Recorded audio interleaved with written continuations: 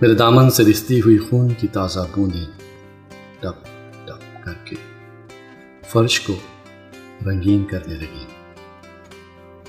उसने इस बेहद हसीन औरत की गर्दन को छुआ, उसके काले नाक से जहरीले बालों को उसके सीने पर गिरा दिया, उसकी कमर में अपना आहनी बाजू मुकफ्फल कर दिया।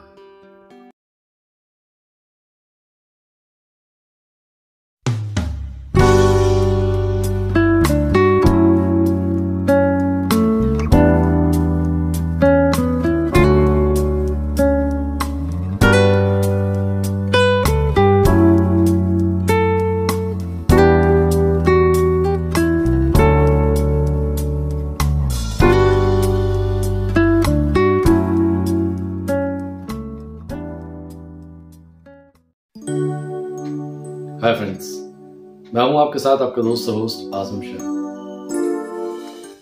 गाइस, जब मासूम जिंदगी का सफर शुरू होता है, हवास थोड़ी थोड़ी पुख्तगी पाने लगते हैं, तो जिंदगी के रास्ते बहुत हसीन हो जाते हैं। और जब हम इन रास्तों पर कदम बढ़ाते हैं तो हमारे साथ बहुत सी जिंदगियां चलती हैं, या यूं कहें कि बहुत सी मासूम जिंदगियां हमारे हमराह चला करती है। मगर उनमें से कोई एक बहुत करीब, बहुत ज़्यादा करीब आ जाता है हमारे, और ज़िंदगी धीरे धीरे ऐसे ही आगे बढ़ती रहती है। मीठे बरसों के इस सफ़र में बहुत सी ऐसी बातें होती हैं जो आगे चलकर हमारी खूबसूरत यादों का हिस्सा बन जाती है। ये मासूम जिंदगी अक्सर हमेशा हमारे हमराह चला करती है, और एक वक्त ऐसा भी आता है जब यही सफ़र, यही बातें, यही मिलना जुलना हमारी खूबसूरत यादें बन जाती हैं, हसीन यादें। और जब भी हमें तन्हाई के लम्हात मैसर आते हैं तो यादों की ये खूबसूरत किरणें खुलने लगती हैं और मासूम ज़िंदगी के हसीन मनाज़र हमारी आंखों के सामने छा जाते हैं और हम सब कुछ भूल जाते हैं। ऐसे ही लम्हों को, ऐसे ही वाक़यात को कलमबंद किया है अपने खूबसूरत अफसाने में मोहतरमा बख्शंदा रूही ने, जिसका उन्वान है बहुत संभाला वफा का पैमान। मगर जब हम इस अफसाने को पढ़ते हैं, सुनते हैं या महसूस करते हैं तो ऐसा महसूस होता है कोई है जो हमसे अपनी यादें शेयर कर रहा है। आइए इस हसीन अफसाने को महसूस करते हैं।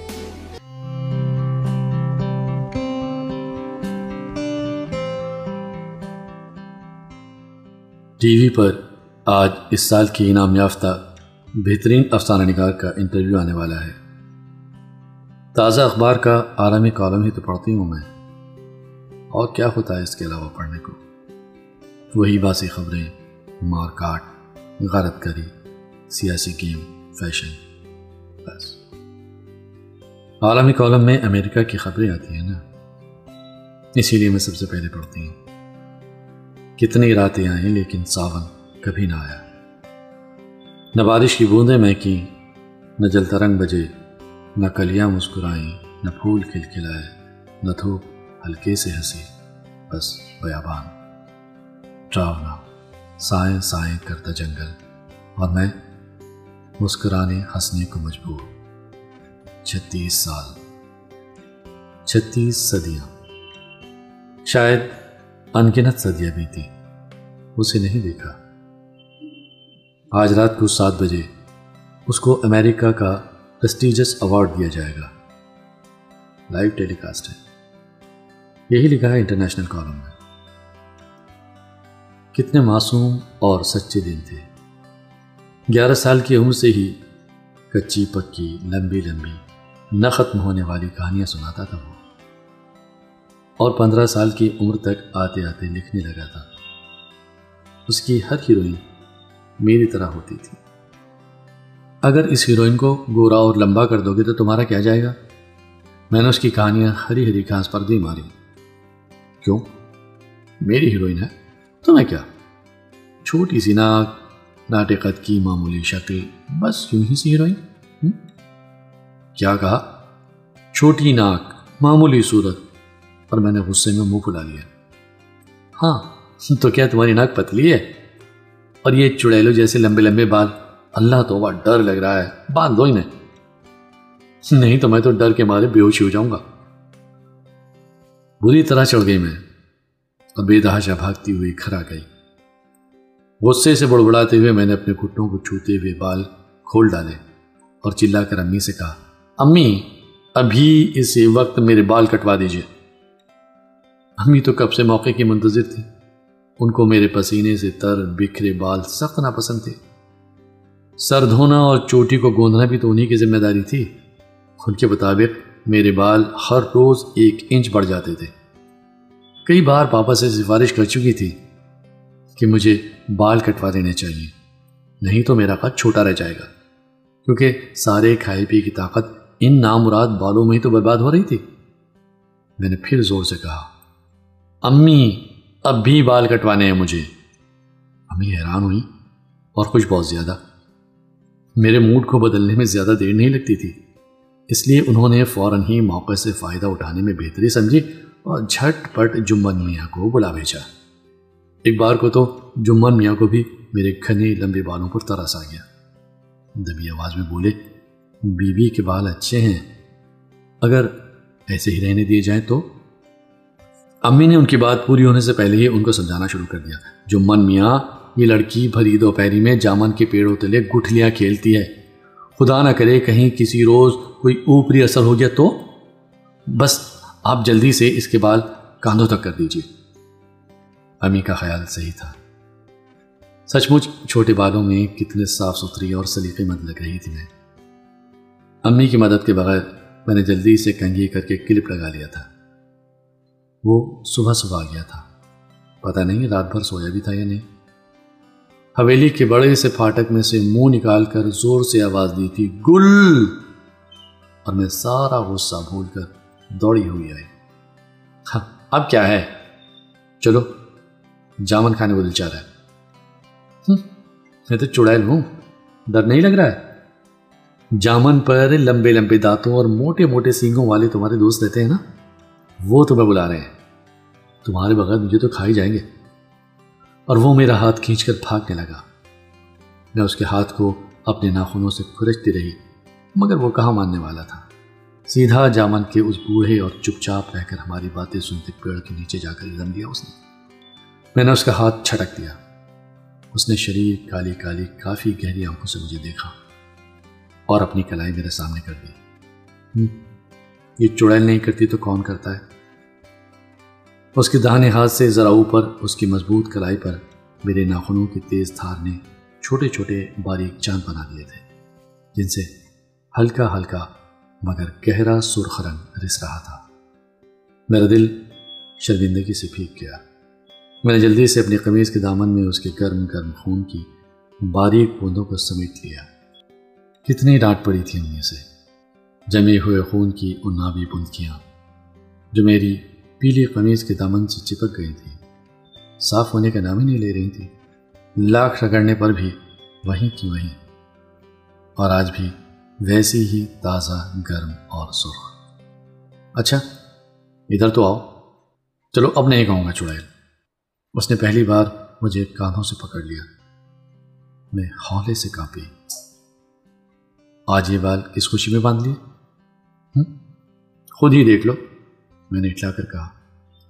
उसने सीधा मेरी आंखों में देखा और मेरे सर के पीछे हाथ ले जाकर क्लिप निकाल दिया।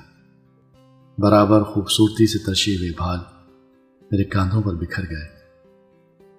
उसकी आंखों की शरारत खो गई, उनकी मुस्कुराहट बिखर गई, उदास लाली उनमें तैर गई। उसने अपने महफूज हिसार से मुझे दूर कर दिया। जामन का पेड़ और ज्यादा बूढ़ा हो गया। कोयल कूकते कूकते चीख मारकर आम के पेड़ के पत्तों में छुप गई। आसमान का रंग उड़ने लगा। मैं बहुत जोर से कांपी। उसका घूमता हुआ हाथ पूरे धमाके के साथ मेरे बाएं गाल पर पड़ा और मैं एक झटके से उसके कांधे से जा लगी। उसने भरपूर एतमाद से मुझे संभाल लिया। पूरी शिद्दत से मेरे आंसू उसके कुर्ते को भिगोने लगे। उसने मेरे तराशीदा बालों को जो मेरे चेहरे पर गिर आए थे अपने पसीने से सीधी कुछ सर्द उंगलियों से संवार दिया। मेरी ठोड़ी की नोक को अपनी उंगलियों से छुआ और मुसलसल बहते हुए आंसुओं से गीले मेरे चेहरे को अपनी बेइंतहा प्यार भरी आंखों के बहुत करीब कर लिया। उसकी काली गहरी आंखों में नमी थी, ये शायद नाराजगी, न जाने क्या क्या था उनमें। वो मेरे बिल्कुल नजदीक आ गया। उसकी खुश्क पलकें मेरी तरबतर पलकों में उलझ गई।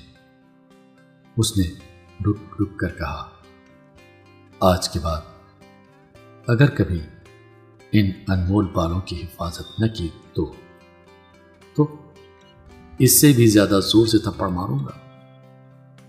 उसके हाथों का नर्म नर्म सा दबाव मेरे सर्द कांधों पर चलने लगा।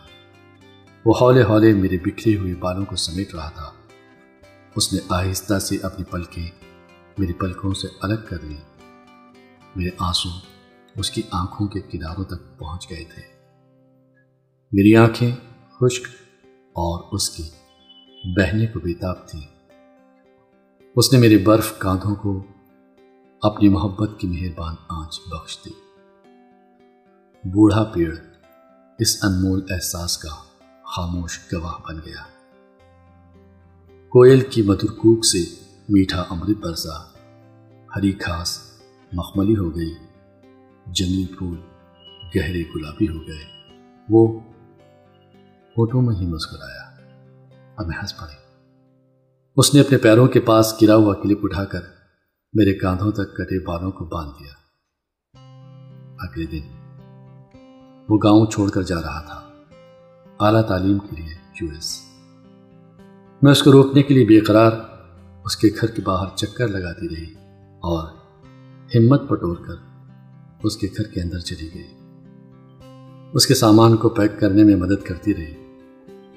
अपनी बड़ी सी डायरी जिसमें वो अपनी कहानियां लिखता था, सबसे पहले उसने बड़ी एहतियात से उसे अपने कपड़ों की तहों में छुपा लिया। उसकी पलकें लर्जी और मेरी भी, दोनों की पलकें नम थीं। मैं घर आ गई थी। सारी रात जागी, फिर भी सुबह बहुत जल्दी हो गई।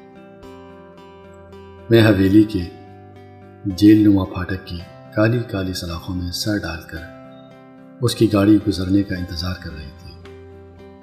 वो आया, मुझे देखा और मैंने उसके हाथों को, उन मेहरबान पनाहों को, उसकी पलकों को, उस नबीज साहिबान को उसने मुंह फेर लिया। गाड़ी धूल और धुएं की अंधेरी गली में गुम हो गई थी। दिन बेपनाह सर्द और बरसों लंबे, सूरज में आग और हवा में घुटन। दिन से लंबी रात सदियों लंबी, तारों में सन्नाटे और चांदनी में थकन। नए साल के कार्ड और कभी कभी फोन कॉल्स आती रही, मगर दिन रात कभी नॉर्मल ना हुए। उसकी कहानियों के बाद कोई कहानी नहीं पढ़ी। मैं उसे ढूंढती रही और वो अपनी कहानियों को। कई बार उसने अपने खतों में इस यकीन को पक्का किया कि मेरे सामने ही तो उसने अपनी कहानियों की डायरी अपने सूटकेस में रखी थी ना। मेरी शादी हो गई। न बूढ़े जामन के पेड़ ने कुछ कहा, न उसकी ताज़ा कोपलें लजाई, न कोयल की कूक से अमृत वर्षा हुई, न जंगली फूल महके। सारे मौसम खामोश हो गए मेरे दिल के साथ साथ। मेरे बच्चे हो गए और बच्चों के भी बच्चे। लंबी सुनहरी बलखाती चोटी सन की रस्सी की तरह बेरंग और बेजान मेरी हल्की सी झुकी कमर पर डोलती रही। और आज 36 साल बाद इंटरनेशनल न्यूज़ में उसके नाम के साथ उसके और मेरे गांव का नाम, उसके और मेरे स्कूल का नाम, उसके और मेरे मोहल्ले का नाम, सब कुछ तो छपा है, मगर फोटो क्यों नहीं छपा? अखबार के सियाह हुरूफ जिनमें उसका नाम है, उनको लाखों बार छुआ मैंने, और ये सियाह हुरूफ उभर कर उसके चेहरे के नकूश बनने लगे। काली शरीर आंखें, मोटी भवें, ऊंची नाक, लंबी ठोड़ी, उसमें नन्हा सा गोल गढ़ा, मुस्कुराते होंठ, आगे के 2 दांत थोड़े बड़े। अचानक मेरी उंगली उसने अपने उन 2 जरा से बड़े दांतों में दबा ली। मैं सी करके रह गई। बार बार मेरी उंगलियों को अपने तेज दांतों से दबाता रहा। बदमाश, मैंने आंखों ही आंखों में कहा, और वो खुली शरारत पर उतर आया। नानी, नानी 7 बज गए, आपका प्रोग्राम आ गया। शायद चेहरा गुलाबी हो रहा है मेरा। अखबार तह करके एहतियात से तकिए के नीचे महफूज कर दिया। आज सुबह ही मैंने घर के हर फर्द को बता दिया था कि मेरे गांव का लड़का, जो मेरा पड़ोसी भी था, सिर्फ पड़ोसी, उसको बेहतरीन अफसाना निगार का अवार्ड मिलने वाला है, वो भी अमेरिका का प्रेस्टिजियस अवार्ड। मैं बस इसलिए उसे देखना चाहती हूँ क्योंकि बचपन और गांव की यादें ताज़ा हो जाएंगी। नहीं तो वो मेरा क्या लगता है, वो मेरा लगता है क्या है। नानी, आपका प्रोग्राम अब 9 बजे आएगा, क्रिकेट मैच की वजह से। मेरा सुर्ख चेहरा सफ़ेद होने लगा। कैसा लगता होगा वो? ब्राउन बाल जो उसके गोल गोल चेहरे पर कितने सजते थे, अब शायद गिर गए होंगे। नहीं, सफ़ेद हो गए होंगे। और वो गहरी गहरी सही आंखें, वो तो ऐसी ही होंगी, मुस्कुराती शरीर शरीर। और शादी जरूर की होगी। नहीं, हो गई होगी। मेरी भी तो हो गई थी। बीवी गोरी होगी। नहीं नहीं, हिंदुस्तानी या फिर एशियन। कहानी सुनाता होगा उसको, जैसे मुझे सुनाता था। नहीं, उसको क्यों सुनाएगा? अभी उसकी कहानियों की हीरोइन मेरी तरह छोटी सी नाक, मामूली सी लड़की होगी शायद। नानी, नानी आ जाइए। अरे 9 बज गए। तकिए के नीचे अखबार को एक बार फिर छू कर देखा और अपने कमरे का दरवाजा फेर दिया। उसका नाम टीवी पर जोर से लिया जा रहा था। बेख्तियार हाथ सन सफेद लंबी चोटी पर चला गया। उसके नाम के साथ अवार्ड की तफसीलात बताई जा रही थी। 9 बजने में 2 मिनट। घड़ी की सुई के साथ दिल भी पल पल रुक रुक कर चलने लगा। सांस फूलने लगी। आंखों के साथ जिस्म का हर हिस्सा उसे देखने को बेताब। मेरी भारी पलकें बंद होने लगी। उसकी पलकों की मानोस लर्दिश मेरी बेकरार पलकों पर उतर आई। जोर से उसका नाम रंगीन स्क्रीन पर पुकारा गया। बमुश्किल अपनी पलकों को उसकी पलकों की दायमी गिरफ्त से छुड़ाया। भारी पलकें पूरी कोशिश करके खोल ली। कुछ अंग्रेज नुमा हल्की गुलाबी रंगत चश्मे के शफाफ शीशों से झांकती, हद से ज्यादा रोशन रोशन आंखें, झल झल करते असली चांदी के बाल, उतने ही घने, शायद मुलायम भी। मन उजली उजली चांदनी में नहा गया। सारा माहौल दूधिया हो गया। मेरी पलकें फिर कांपी। अरे हाँ, उसकी भी हौले से। वो बता रहा है मुस्तहकम जमी जमाई आवाज, 36 साल हुए अपना देश छोड़े। ये आपकी हीरोइन हमेशा मामूली नैन नक्श की लंबे बालों वाली आम सी लड़की क्यों होती है? मेरी हीरोइन है। मेरी पलकें फिर कपकपाई, कुछ नम हो गई। वो असली जिंदगी में भी ऐसी ही है और उसके बाल मुझे जान से भी ज्यादा अजीज हैं। एक लहजा दिल की धड़कन थमी, फिर चल पड़ी। क्या वो आपके गांव की ही है? हाँ शायद, मालूम नहीं। दिल अब पूरी तरह खामोश हो गया। शर्म से जिस्म गर्म हो उठा था, कोई देख न ले। आपकी हीरोइन आपकी जिंदगी की भी हीरोइन है? वो मेरे नजदीक आ चुका है, बेहद करीब। जी हाँ, बिल्कुल। उसकी सांस की थमक मेरे गालों के आसपास पहुंच रही है।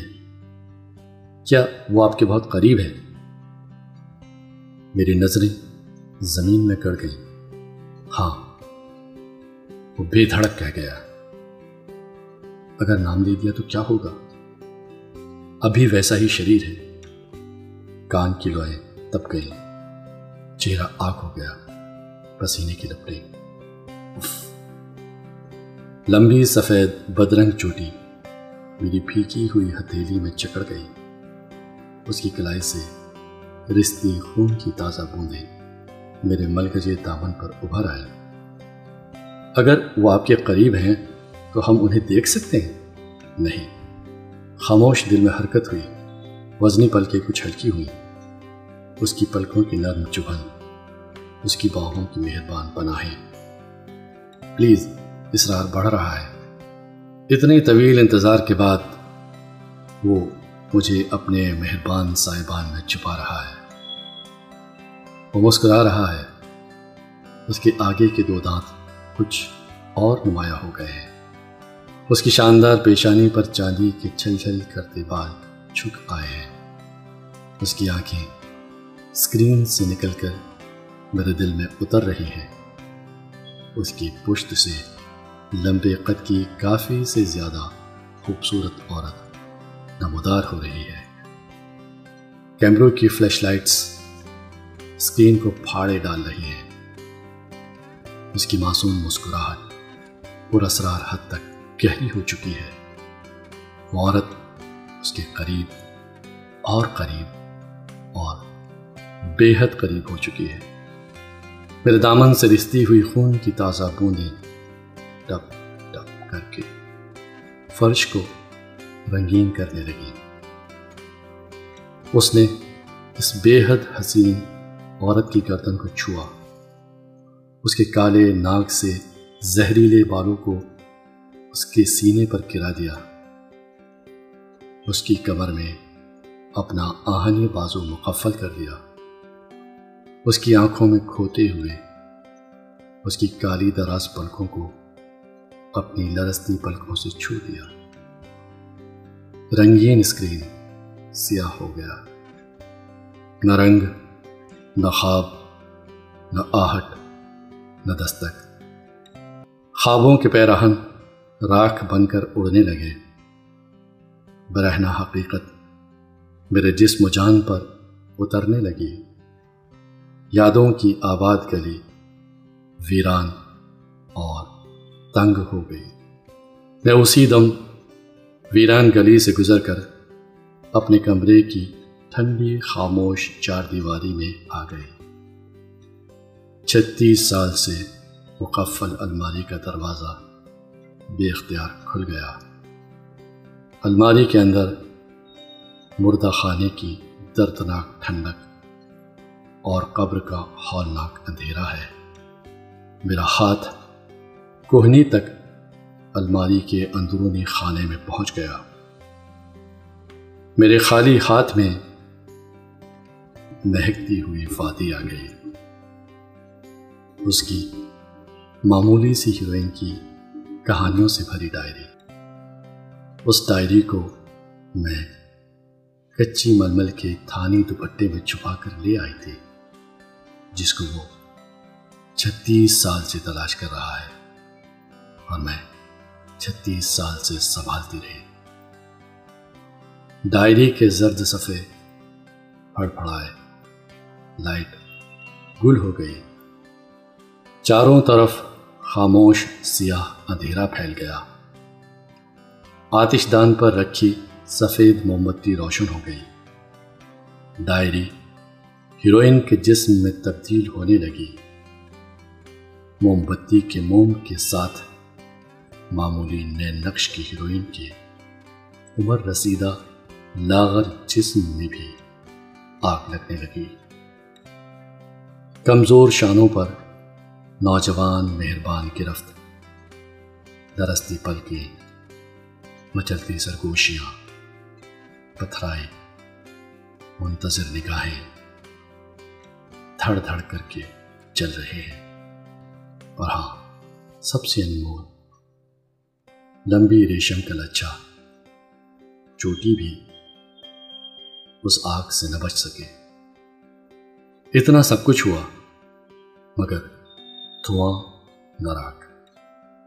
सामने दीवार पर लगे कद्दे आदम शफाफ आईने में वो अपने भारी भरकम हाथ से मेरे बालों को खोल रहा है। अधजले नाहमवार बाल मेरे बर्फ कांधों पर बिखर गए। तड़ाख उसका भारी भरकम हाथ मेरे बाएं गाल पर पड़ा। मेरा सर पथरीली दीवार से टकरा गया।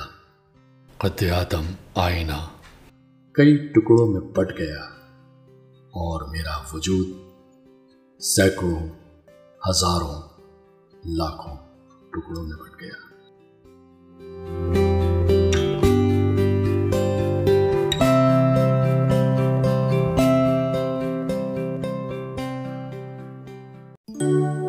बहुत संभाला वफा का पैमान मगर। अभी आपने मोहतरमा रखशंदा रूही का लिखा ये खूबसूरत अफसाना सुना। गाइस, आपके मशवरे, आपके लाइक्स, आपके कमेंट्स मेरी ताकत हैं। यूं ही इस सफ़र में मेरे साथ रहिए और मेरी हिम्मत अफजाई करते रहिए।